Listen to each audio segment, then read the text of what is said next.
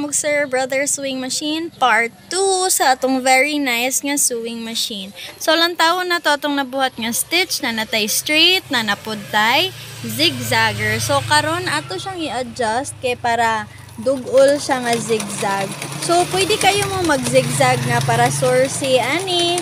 Depende ninyo sa kadako ug pananglitan magsumpay mo og mga kilid or need mo kanang murag borda nga zigzag. Pwede jud kaayo. Tanaw ra gyud na siya, nagdagan ra gyud na siya. Okay, tanaw na to unsa atong nabuhat atong tahi.